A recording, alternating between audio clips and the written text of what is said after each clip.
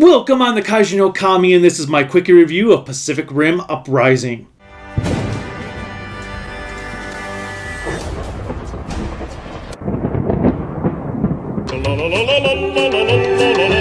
Pacific Rim Uprising is obviously the sequel to Pacific Rim. 10 years have occurred since the first movie, when the kaiju were pretty much just blown out, the portal between dimensions was destroyed, and the world has been at peace, rebuilding.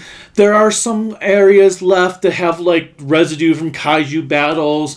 There's also, like at the beginning, we see a scene where there's just a kaiju fossil left out in the open in the city, which was actually kind of cool. As a whole, this movie was pretty enjoyable, as long as you don't go in expecting anything worthwhile. I wasn't that big of a fan of the original. I mean, I liked the original, but I wasn't like, oh my god, this was the greatest thing ever, as some of my friends were. And there's nothing wrong with that, because it was still an enjoyable, entertaining movie that had some great action, but as I called it, cliche the movie, because it gave every single cliche imaginable.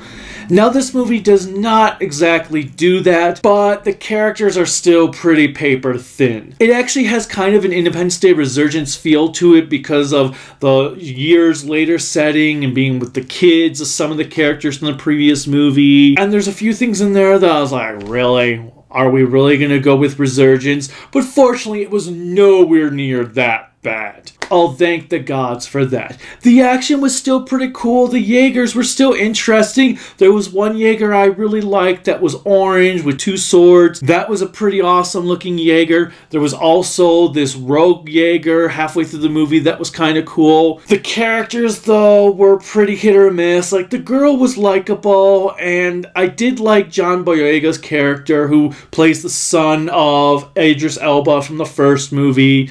There's actually a really hilarious scene with him and ice cream that occurs in this movie, and the movie does have a couple of really great one-liners. In fact, there are a lot of hilarious one-liners. On the other hand, the story is where things really take a beating. There's not really a lot in the terms of character development, so if that's what you went in for, you're gonna be severely disappointed. If you just wanted to see all kinds of cool kaiju, you're also probably gonna be a bit disappointed, because there's nothing as cool as some of the kaiju in the first one, like the knife head, and I forget its name, but it was that one creature that suddenly he opened up his arms and he had wings. That was pretty awesome. Nothing really as cool as that in this one. Nice Easter egg for Gundam fans, though. Unfortunately, Charlie Day has returned. I hated him in the first one. I hate him here. I find his whole subplot in this movie to be quite lackluster, but the other actor, I can't think of his name, but he was Owen in Torchwood. He was also Daggett in The Dark Knight Rises. He was pretty good here. I liked him,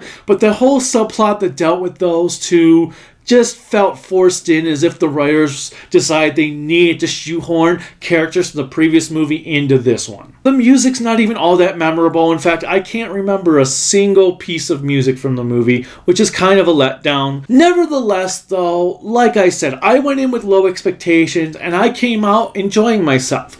It was worth the one-time watch, and it was most certainly worth seeing in theaters. It's nowhere near as bad as some critics I've heard say, but it's also nowhere near as good as those that were super hyped up for it. They were all like, yeah, this movie can do no wrong. It's not anywhere near that quality. If you enjoyed the first one, you probably will enjoy this one, as long as you don't go in expecting it to be better than the first one. In the end, I'm going to give Pacific Rim Uprising a 7 out of 10. Now, it's nowhere near as good as Ready Player One, A Quiet Place, and Black Panther for some of the movies I've seen this year, but it was a good time, and I am glad I finally got to go see it. Until next time, bye.